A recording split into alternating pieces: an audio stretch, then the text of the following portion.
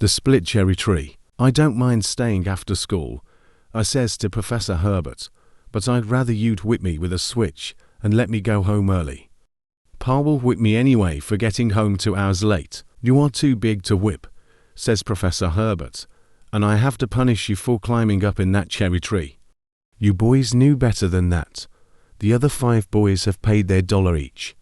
You have been the only one who has not helped pay for the tree. Can't you borrow $1? I can't, I says. I'll have to take the punishment. I wish it would be quicker punishment. I wouldn't mind. Professor Herbert stood and looked at me. He was a big man. He wore a grey suit of clothes. The suit matched his grey hair. You don't know my father, I says to Professor Herbert. He might be called a little old-fashioned. He makes us mind him until we're 21 years old. He believes, if you spare the rod you spoil the child. I'll never be able to make him understand about the cherry tree. I'm the first of my people to go to high school. You must take the punishment, says Professor Herbert. You must stay 2 hours after school today and 2 hours after school tomorrow. I am allowing you 25 cents an hour. That is good money for a high school student. You can sweep the schoolhouse floor, wash the blackboards, and clean windows. I'll pay the $1 for you. I couldn't ask Professor Herbert to loan me $1. He never offered to loan it to me. I had to stay and help the janitor and work out my fine at $1/4 an hour. I thought as I swept the floor, what will Pa do to me? What lie can I tell him when I go home? Why did we ever climb that cherry tree and break it down for anyway? Why did we run crazy over the hills away from the crowd? Why did we do all of this? 6 of us climbed up in a little cherry tree, but 1 little lizard. Why did the tree split and fall with us? It should have been a stronger tree. Why did Eve Crabtree just happen to be below us ploughing and catch us in his cherry tree? Why wasn't he a better man than to charge us $6 for the tree? It was 6 o'clock when I left the schoolhouse. I had 6 miles to walk home. It would be after 7 when I got home. I had all my work to do when I got home. It took Pa and I both to do the work. 7 cows to milk, 19 head of cattle to feed, 4 mules, 25 hogs, firewood and stovewood to cut, and water to draw from the well. He would be doing it when I got home. He would be mad and wondering what was keeping me. I hurried home. I would run under the dark, leafless trees. I would walk fast uphill. I would run down the hill. The ground was freezing. I had to hurry. I had to run. I reached the long ridge that led to our cow pasture. I ran along this ridge. The wind dried the sweat on my face. I ran across the pasture to the house. I threw down my books in the chipyard. I ran to the barn to spread fodder on the ground for the cattle. I didn't take time to change my clean school clothes for my old work clothes. I ran out to the barn. I saw Pa spreading fodder on the ground to the cattle. That was my job. I ran up to the fence. I says, "Leave that for me, Pa. I'll do it. I'm just a little late." "I see you are," says Pa. He turned and looked at me. His eyes danced fire. "What in TH world has kept you so? Why ain't you been here to help me with this work? Make a gentleman out and 1 boy in TH family. And this is what you get. Send you to high school, and you get to Anry, 30H buzzards to smell." I never said anything. I didn't want to tell why I was late from school. Pa stopped scattering the bundles of fodder. He looked at me. He says, "Why are you getting in here this time o' night? You tell me, or I'll take a hickory with to you right here on TH spot." I says, I had to stay after school. I couldn't lie to Pa. He'd go to school and find out why I had to stay. If I lied to him, it would be too bad for me. "Why did you have to stay at a school?" says Pa. I says, 0 or biology class went on a field trip today. 6 of us boys broke down a cherry tree. We had to give $1 apiece to pay for the tree. I didn't have the $1. Professor Herbert is making me work out my $1. He gives me 25 cents an hour. I had to stay in this afternoon. I'll have to stay in tomorrow afternoon. "Are you telling me TH truth?" says Pa. I'm telling you the truth, I says. Go and see for yourself. That's just what I'll do in th morning, says Pa. Just whose cherry tree did you break down? Eve Crabtree's cherry tree. What was you doing clear out in Eve Crabtree's place?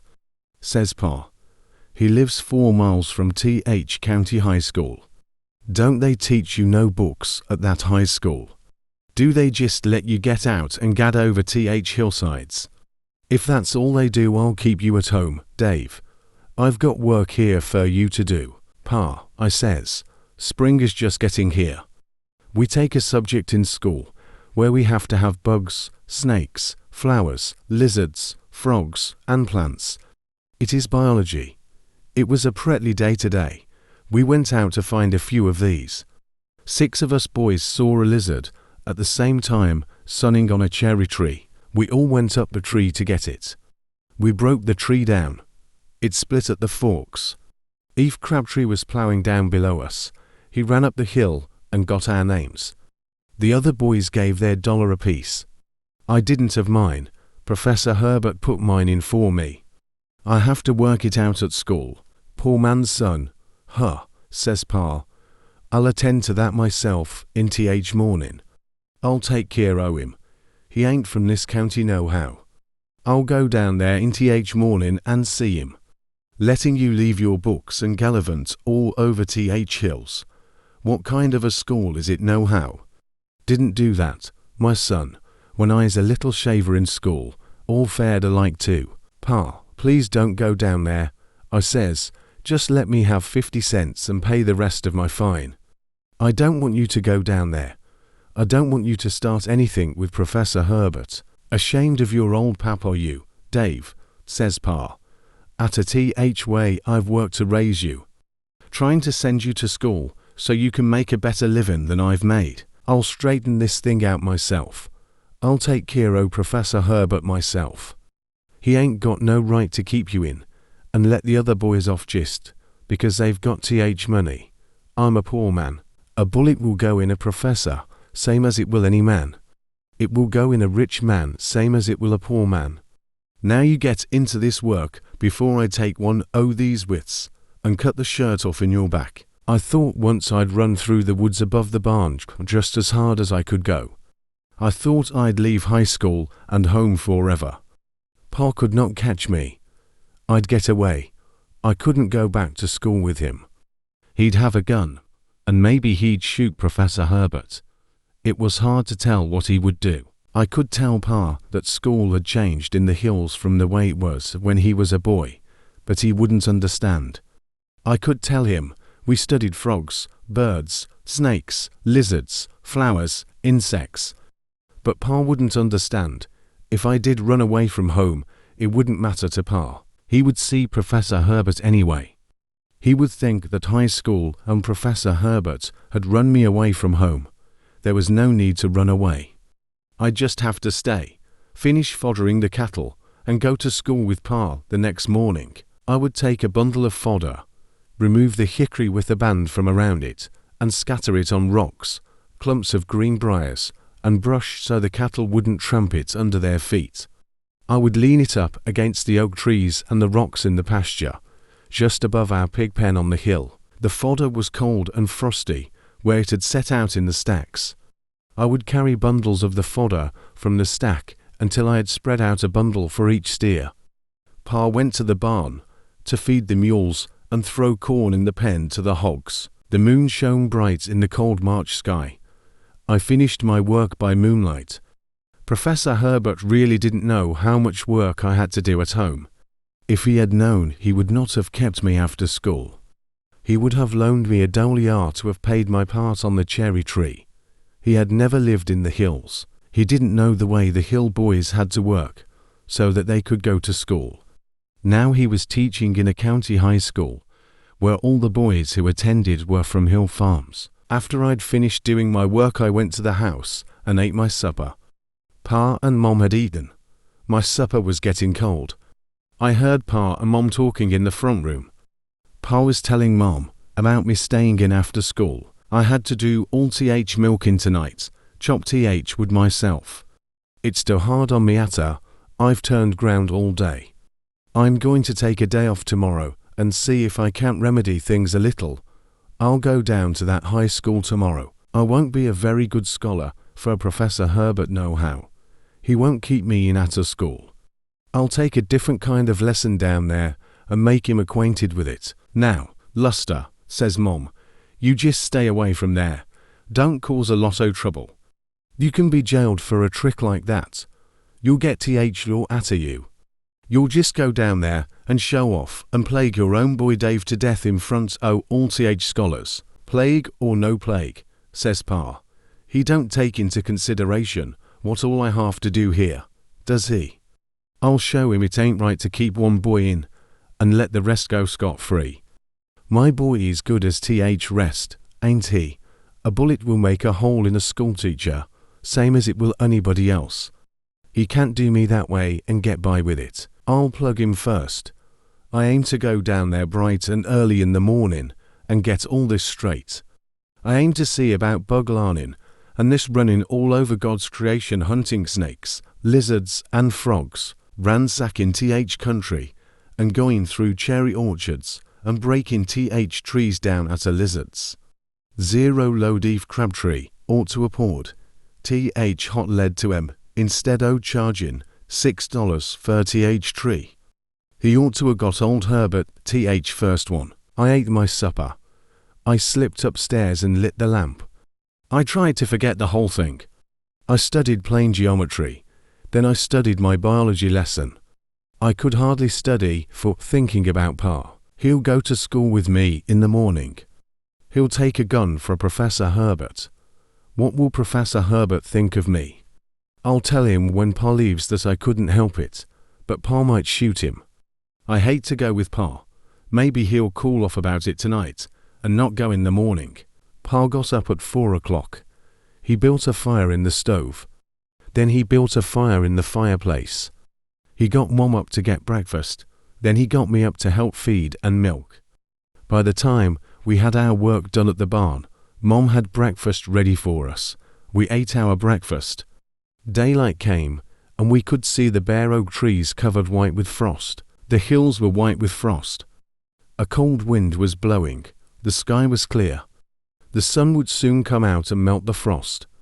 The afternoon would be warm with sunshine and the frozen ground with thaw. There would be mud on the hills again.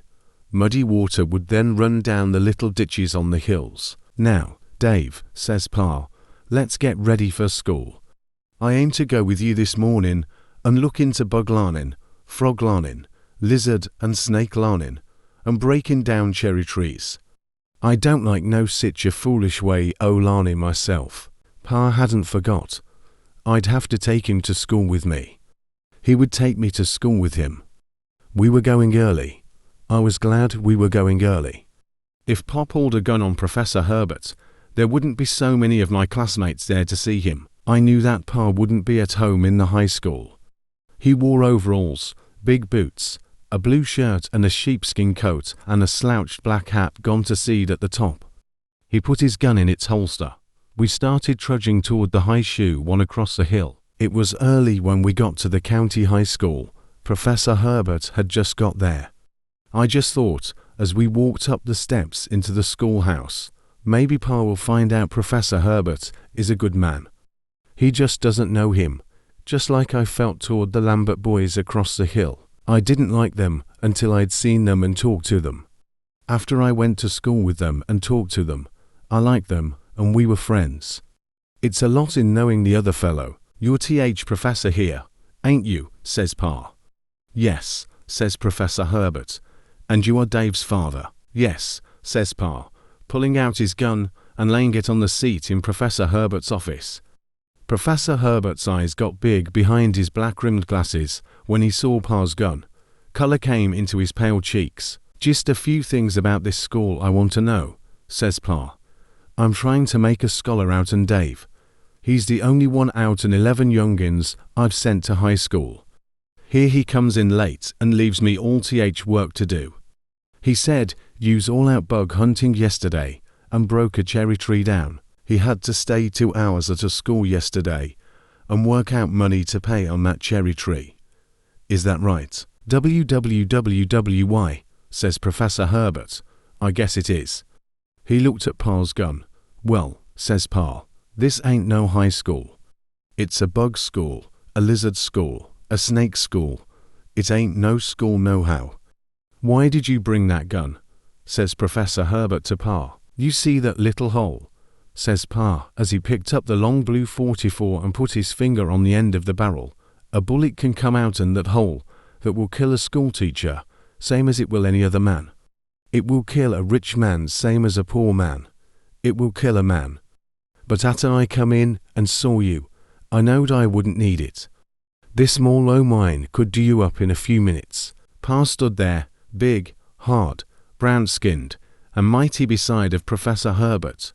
I didn't know Pa was so much bigger and harder. I'd never seen Pa in a schoolhouse before. I'd seen Professor Herbert. He'd always looked big before to me. He didn't look big standing beside of Pa. "I was only doing my duty," says Professor Herbert, "Mr. Sexton, and following the course of study the state provided us with." "Course o' study," says Pa. "What study?" "Bug study. Varmint study. Talking youngins to T.H. Woods and their poor old Mars, and Pa's at home a slavin to keep 'em in school and give 'em a education. You know that's dangerous, too, putting a lot o' boys and gyris out together like that." Students were coming into the schoolhouse now. Professor Herbert says, "Close the door, Dave, so others won't hear." I walked over and closed the door. I was shaking like a leaf in the wind. I thought Pa was going to hit Professor Herbert every minute. He was doing all the talking. His face was getting red.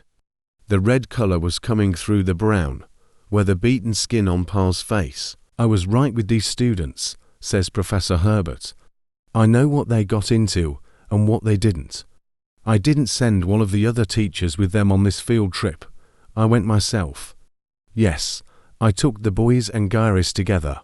Why not? It just don't look good to me," says Pa, "a-talking all this swarm of youngins out to pillage Th whole district. Breaking down cherry trees. Keeping boys in at a school. What else could I have done with Dave, Mr. Sexton?" says Professor Herbert. "The boys didn't have any business all climbing that cherry tree after one lizard. One boy could have gone up in the tree and got it. The farmer charged us $6.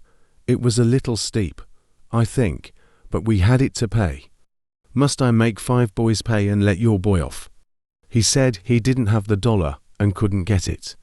So I put it in for him. I'm letting him work it out. He's not working for me. He's working for the school. "I just don't know what you could have done with him," says Pa. "Only a larruped him with a whiff. That's what he needed." "He's too big to whip," says Professor Herbert, pointing at me. "He's a man in size. He's not too big for me to whip," says Pa. "They ain't too big until they're over 21. It just didn't look fair to me. Work one and let Th rest out because they got Th money. I don't see what bugs has got to do with a high school. It don't look good to me nohow." Pa picked up his gun and put it back in its holster. The red color left Professor Herbert's face. He talked more to Pa. Pa softened a little. It looked funny to see Pa in the high school building. It was the first time he'd ever been there. "We were not only hunting snakes, toads, flowers, butterflies, lizards," says Professor Herbert, "but, Mr. Sexton, I was hunting dry Timothy grass to put in an incubator and raise some protozoa." "I don't know what that is," says Pa. "Th incubator is Th newfangled way o' cheating Th hens and raising chickens. I ain't so sure about Th breed o' chickens you mentioned. You've heard of germs, Mr. Sexton, haven't you?" says Professor Herbert. "Just call me Luster, if you don't mind," says Pa, very casual like. "All right, Luster, you've heard of germs, haven't you?" "Yes," says Pa, "but I don't believe in germs. I'm 65 years old and I ain't seen one yet." "You can't see them with your naked eye," says Professor Herbert. "Just keep that gun in the holster and stay with me in the high school today. I have a few things want to show you. That scum on your teeth has germs in it." "What?" says Pa. "You mean to tell me I've got germs on my teeth?" Yes, says Professor Herbert. The same kind as we might be able to find in a living black snake if we dissect it. I don't mean to dispute your word, says Pa, but I don't believe it. I don't believe I have germs on my teeth. Stay with me today, and I'll show you. I want to take you through the school anyway. School has changed a lot in the hills since you went to school. I don't guess we had high schools in this county when you went to school. No, says Pa, just readin', writin', and cipherin'. We didn't have all this bug larnin', frog larnin', and finding germs on your teeth, and in the middle o' black snakes. World's changing. It is, says Professor Herbert, and we hope all for the better. Boys like your own, they are going to help change it. He's your boy. He knows all of what I've told you. You stay with me today. I'll sure stay with you, says Pa. I want to see germs off of my teeth. I just want to see a germ. I've never seen one in my life. Seeing is believing, Pap Alice told me. Pa walks out of the office with Professor Herbert. I just hoped Professor Herbert didn't have Pa arrested for pulling his gun. Pa's gun has always been a friend to him when he goes to settle disputes. The bell rang. School took up. I saw the students, when they marched in the schoolhouse, look at Pa. They would grin and punch each other. Pa just stood and watched them pass in at the schoolhouse door. Two long lines marched in the house. The boys and girls were clean and well dressed. Pa stood over in the schoolyard under a leafless elm, in his sheepskin coat, his big boots laced in front with buckskin, and his heavy socks stuck above his boot tops. Pa's overallish legs were baggy and wrinkled between his coat and boot tops. His blue work shirt showed at the collar. His big black hat showed his grey-streaked black hair. His face was hard and weather-tanned to the colour of a ripe fodder blade. His hands were big and gnarled like the roots of the elm tree he stood beside. When I went to my first shorts, I saw Pa and Professor Herbert going around over the schoolhouse. I was in my geometry class when Pa and Professor Herbert came in the room. We were explaining our propositions on the blackboard. Professor Herbert and Pa just quietly came in and sat down for a while. I heard Fred Watts whisper to Glenn Armstrong, who is that old man. Lord, he's a rough-looking scamp. Glenn whispered back, I think he's Dave's pap. The students in geometry looked at Pa. They must have wondered what he was doing in school. Before the course was over, Pa and Professor Herbert got up and went out. I saw them together down on the playground. Professor Herbert was explaining to Pa. I could see the prints of Pa's gun under his coat when he'd walk around. At noon in the high school cafeteria, Pa and Professor Herbert sat together at the little table where Professor Herbert always ate by himself. They ate together. The students watched the way Pa ate. He ate with his knife instead of his fork. A lot of the students felt sorry for me after they found out he was my father. They didn't have to feel sorry for me. I wasn't ashamed of Pa after I found out he wasn't going to shoot Professor Herbert. I was glad they had made friends. I wasn't ashamed of Pa. I wouldn't be as long as he behaved. He would find out about the high school if I had found out about the Lambert boys across the hill. In the afternoon, when we went to biology, Pa was in the class. He was sitting on one of the high stalls beside the microscope.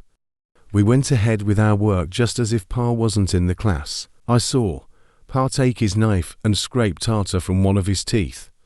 Professor Herbert put it on the lens and adjusted the microscope for Pa. He adjusted it and worked a while.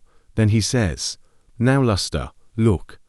Put your eye right down to the light. Squint the other eye. Pa put his head down and did as Professor Herbert said. I see him, says Pa. Who'd ever thought that? Right on a body's teeth, right in a body's mouth. You're right certain they ain't no fake to this. Professor Herbert. No, Luster, says Professor Herbert. It's there, that's the germ. Germs live in a world we cannot see with the naked eye. We must use the microscope. There are millions of them in our bodies. Some are harmful, others are helpful. Pa holds his face down and looks through the microscope. We stop and watch Pa. He sits upon the tall stool. His knees are against the table. His legs are long. His coat slips up behind when he bends over. The handle of his gun shows.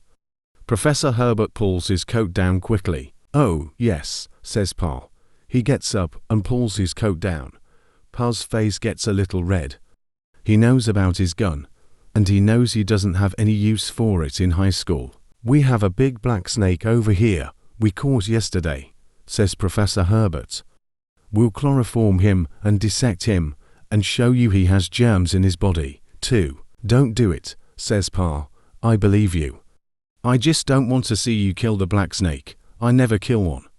They are good mousers, and the lotto helped to us on the farm. I like black snakes. I just hate to see people kill 'em. I don't allow 'em killed on my place." The students look at Pa. They seem to like him better after he said that. Pa with a gun in his pocket, but a tender heart beneath his ribs for snakes, but not for man. Pa won't whip a mule at home. He won't whip his cattle. "Man can defend himself," says Pa, "but cattle and mules can't. We have the drop on 'em. Ain't nothing to a man that'll beat a good pullin' mule. He ain't got th right kind o' a heart." Professor Herbert took Pa through the laboratory. He showed him the different kinds of work we were doing. He showed him our equipment. They stood and talked while we worked. Then they walked out together. They talked louder when they got out in the hall. When our biology class was over, I walked out of the room. It was our last class for the day. I would have to take my broom and sweep 2 hours to finish paying for the split cherry tree. I just wondered if Pa would want me to stay. He was standing in the hallway, watching the students march out. He looked lost among us. He looked like a leaf turned brown on the tree, among the treetop filled with growing leaves. I got my broom and started to sweep. Professor Herbert walked up and says, "I'm going to let you do that some other time. You can go home with your father. He's waiting out there." I laid my broom down, got my books, and went down the steps. Pa says, "Ain't you got 2 hours o' sweeping yet to do?" I says, "Professor Herbert said I could do it some other time. He said for me to go home with you." "No," says Pa. "You're going to do as he says. He's a good man. School has changed from my day and time. I'm a dead leaf, Dave. I'm behind. I don't belong here. If he'll let me, I'll get a broom, and we'll both sweep 1 hour. That pays your debt. I'll help you pay it. I'll ask him and see if he won't let me help you." "I'm going to cancel the debt," says Professor Herbert. "I just wanted you to understand, Luster." "I understand," says Pa. "And since I understand he must pay his debt for th tree, and I am going to help him." "Don't do that," says Professor Herbert. "It's all on me." "We don't do things like that," says Pa. "We're just an honest people. We don't want something for nothing." "Professor Herbert, you're wrong now and I'm right. You'll have to listen to me. I've learned a lot from you. My boy must go on. Th Warred has left me. It changed, while I've raised my family and ploughed th hills. I'm just an honest man. I don't skip debts. I ain't learned them to do that. I ain't got much learning myself, but I do know right from wrong after I see through a thing." Professor Herbert went home. Pa and I stayed and swept 1 hour. It looked funny to see Pa use a broom. He never used one at home. Mom used the broom. Pa used the plough. Pa did hard work. Pa says, "I can't sweep." Derned if I can. Look at th streaks o' dirt I leave on th floor. Seems like no work at all for me. Brooms is to lighter something. I'll just do th best I can, Dave. I've been wrong about th school. I says, "Did you know Professor Herbert can get a warrant out for you for bringing your pistol to school and showing it in his office? They can railroad you for that." "That's all made right," says Pa. "I've made that right. Professor Herbert ain't going to take it to court. He likes me. I like him. We just had to get together. He had the remedies. He showed me. You must go on to school. I am a stronger man as ever come out from th hills for my years and th hard work I've done. But I'm behind, Dave. I'm a little man. Your hands will be softer than mine. Your clothes will be better. You'll allus look cleaner than your old pap. Just remember, Dave, to pay your debts and be honest. Just be kind to animals and don't bother snakes. That's all I got agin school. Putting black snakes to sleep and cutting them open. It was late when we got home. Stars were in the sky. The moon was up. The ground was frozen. Pa took his time going home. I couldn't run like I did the night before. It was 10 o'clock before we got the work finished. Our supper's eaten. Pa sat before the fire and told Mom he was going to take her and show her a germ sometime. Mom hadn't seen one either. Pa told her about the high school and the fine man Professor Herbert was. He told Mom about the strange school across the hill and how different it was from the school in their day and time. Thanks for watching.